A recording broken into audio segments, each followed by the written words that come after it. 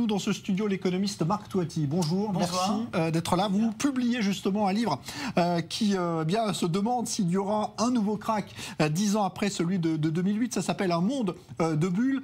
Ces bulles financières, rien à voir avec les boissons gazeuses.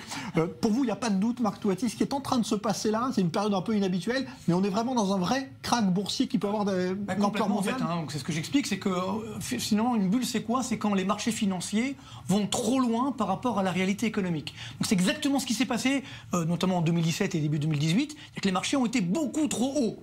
Donc ce qui se passe aujourd'hui, c'est qu'on a simplement un retour à la normale. Donc les marchés baissent, c'est-à-dire c'est un petit peu logique par rapport au ralentissement qu'on peut avoir de cette croissance économique mondiale. Alors c'est pas encore une récession, c'est vrai, mais ça ralentit un petit peu au niveau mondial. On aura une croissance cette année et l'an prochain en 2019 autour des 3%. C'est pas dramatique, mais c'est beaucoup moins ce qu'on avait en 2017. On avait 3,8% par exemple. Et puis surtout, il y a beaucoup de facteurs d'inquiétude. On a entendu parler, effectivement, les États-Unis, ça grogne un petit peu.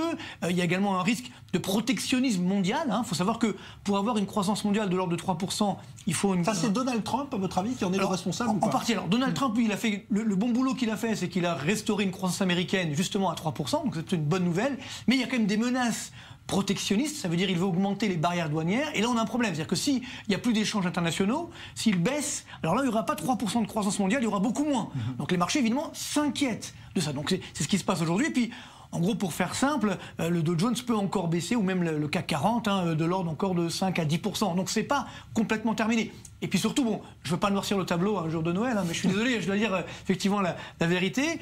Pour 2019, on a également beaucoup de facteurs de stress, c'est-à-dire d'inquiétude, notamment en Europe.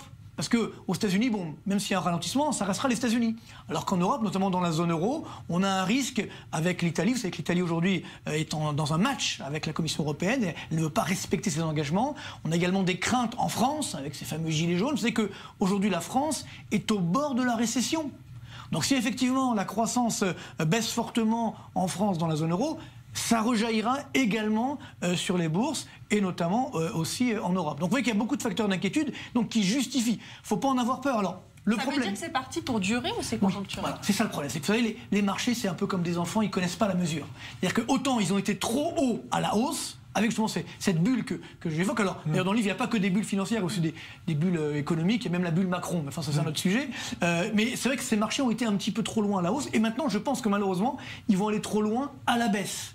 Donc ça va encore durer et néanmoins je pense que d'ici la mi-2019 on pourra effectivement reprendre un petit peu quelques couleurs, mais ça va également dépendre de comment on va gérer la crise en Italie, comment on va gérer la crise en France. C'est ça qui est inquiétant, c'est qu'en 2008 par exemple, la dernière grande crise, on a pu relancer la machine, c'est-à-dire qu'on a fait une relance budgétaire énorme, 5 000 milliards de dollars à l'époque au niveau mondial, on a baissé les taux d'intérêt, on a fait même ce qu'on appelle la planche à billets, oui, on a émis de la monnaie comme ça un petit peu ex nihilo, et donc finalement ça a permis de restaurer la croissance. Là le danger c'est que si demain il y a une nouvelle crise, on ne peut pas relancer la machine. Les taux d'intérêt sont déjà à 0%, donc on ne va pas les baisser.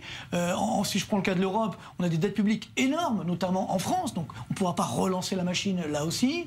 En fait, il n'y a que quelques pays qui pourront s'en sortir. Il y a l'Allemagne, qui a un excédent public.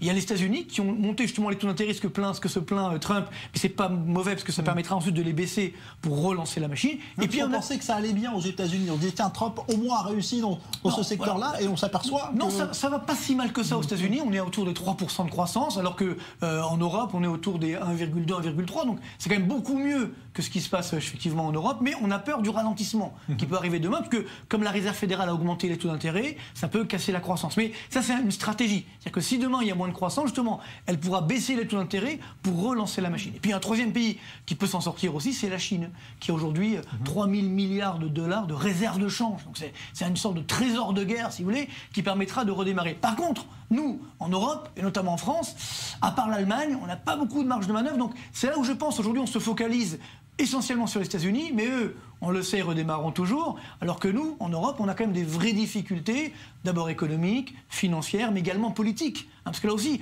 on n'a pas vraiment de pilote dans l'avion. Merkel s'en va, l'Italie donc n'est plus là, Macron, pauvre chéri, est plus vraiment au top. Donc qui va piloter l'avion? Vous voyez ce que je veux dire? Qui va réussir à redémarrer? Donc c'est là où on a des facteurs d'inquiétude, et notamment pour l'euro, je pense que l'euro en 2019 va beaucoup baisser, notamment vis-à-vis du dollar. Donc là aussi, il y aura des ajustements qui vont se produire. Et Israël dans tout ça? C'est vrai qu'on a vu que Tel Aviv a connu sa pire journée dimanche. Est-ce que c'est un effet de contagion? Complètement. Alors Israël suit évidemment le marché américain, essentiellement pas tellement le marché européen, mais surtout le marché effectivement américain. Donc on a ce mouvement. Néanmoins, la force d'Israël, on le sait, c'est qu'on a toujours une croissance sympathique. On est toujours autour des 3% de croissance. L'avantage, ce qui nous permet d'avoir une croissance si forte en Israël, c'est notamment qu'on a des efforts d'innovation, de recherche-développement. Vous savez qu'Israël est le numéro 1 mondial des efforts de recherche-développement par rapport au PIB, c'est 4,5%. Numéro 1 mondial, devant la Corée du Sud. Vous voyez, en France, on est à 2%, pour vous montrer effectivement l'écart. Donc, c'est ce qui permet à Israël de résister. Maintenant, là aussi, malheureusement, il y a des facteurs de risque. Le shekel est encore un petit peu trop cher, ça on le sait. Et puis là maintenant il y a des élections. Qu'est-ce qui va se passer ensuite? Et les marchés n'aiment pas trop le risque. Donc je pense que c'est les deux nouvelles. D'abord le mouvement américain, peut-être qu'effectivement des élections, on ne sait pas ce qui va arriver demain. Donc c'était cette incertitude qui finalement a généré cette baisse sur la bourse de Tel Aviv. Maintenant la croissance est là. Il y a aussi, je pense, si je peux me permettre, une petite erreur qui a été faite par la Banque centrale israélienne qui a augmenté les taux d'intérêt. On ne sait pas trop pourquoi, parce que ça ralentit un peu. Alors les taux étaient à 0,10, on les a passés à 0,25. C'est pas énorme, mais c'est pas bon. Psychologiquement, c'est pas bon. Et aux États-Unis, on monte les taux, on a une croissance forte, on a un peu d'inflation. En Israël, ça ralentit, donc c'est pas forcément le bon moment. Il faut plutôt maintenir, évidemment, une certaine dynamique de croissance. Surtout qu'on le sait, il faut essayer de ce qu'on appelle fertiliser. Ça veut dire avoir un peu moins de pauvreté, une meilleure distribution. Parce que c'est ça un petit peu le problème d'Israël aujourd'hui. On a augmenté le gâteau. Tant mieux, maintenant il faut un peu mieux le redistribuer. Voilà. Et encore une fois, en Israël, on a une marge de manœuvre énorme, puisqu'on a un poids des dépenses publiques de l'ordre de 40%. Pour vous donner un exemple, en France, c'est 57%. Donc c'est énorme. On a une dette publique à 100%, en Israël c'est 60%. Donc là, c'est important pour Israël. Je pense qu'elle a les moyens justement de relancer la machine. Si demain ça va moins bien, on peut justement un petit peu augmenter les dépenses publiques, sans bien sûr augmenter les impôts. Il ne faut pas faire l'erreur de Macron en France. Qu'est-ce que ça change concrètement? Alors, ça change tout simplement que si vous augmentez effectivement un petit peu la dépense publique, vous n'augmentez pas les impôts bien sûr, là vous faites un peu plus de croissance, un peu plus de redistribution, vous luttez contre la pauvreté, et là effectivement vous avez une dynamique qui est là, et surtout, le but de la croissance, c'est quoi? C'est de créer des emplois et donc de faire baisser le chômage. On a un taux de chômage aujourd'hui en Israël qui est autour des 4%, on était autour des 3,5% il y a quelques mois, donc ça monte un petit peu. C'est pas dramatique, hein. En France on est à plus de 9% de taux de chômage, donc il y a de la marge. Mais quand même, attention, c'est une économie qui est très réactive, donc le taux de chômage peut monter très rapidement. Donc on ne peut pas se permettre, si vous voulez, d'avoir une croissance qui ralentit trop fortement. Donc la bonne nouvelle, c'est qu'on a effectivement des marges de manœuvre d'un point de vue économique. Maintenant, c'est sûr que d'un point de vue boursier, si ça continue, il peut y avoir là aussi des difficultés, des impacts sur l'économie. Donc il faut rester prudent, mais je reste quand même malgré tout optimiste pour 2019, plutôt la fin 2019. Je pense que le premier semestre va être un peu difficile. Avec les mêmes dégâts, à votre avis, qu'en 2008 ou pas? Parce que ça, c'est une crise qui avait fait des ravages. Je pense que, alors, la différence, c'est qu'en 2008, on avait un vrai risque sur les banques. C'est-à-dire les banques, avec la faillite de Lehman Brothers, on était à 2 doigts de la faillite du système complet. Si vous voulez. Là, les banques ont pris moins de risques, et là, c'est vrai, on peut le saluer, notamment en Israël. Les banques israéliennes sont relativement stables, sont relativement sûres, donc il y a moins de danger, comme on a pu avoir effectivement en 2008.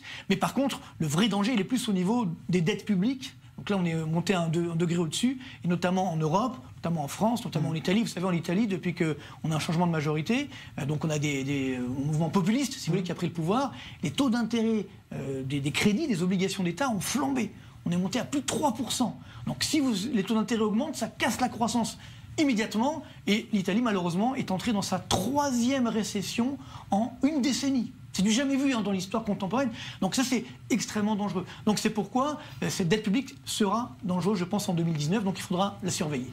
Eh ben merci pour donc cette perspective qui n'est pas forcément réjouissante dans l'immédiat. Oui, mais ne l'oublions pas, les crises sont toujours des phases d'opportunité. Donc il ne faut pas en avoir peur, il faut simplement les anticiper. Eh ben voilà, c'est ce qu'on fait déjà en lisant votre ouvrage, Marc Toati, qu'on remontre à l'écran, un monde de bulles, ces bulles qui sont peut-être en train d'exploser pour certaines et d'être crevées actuellement. Mécanisme normal, vous nous dites donc pour l'économie. Merci beaucoup, Marc Toati.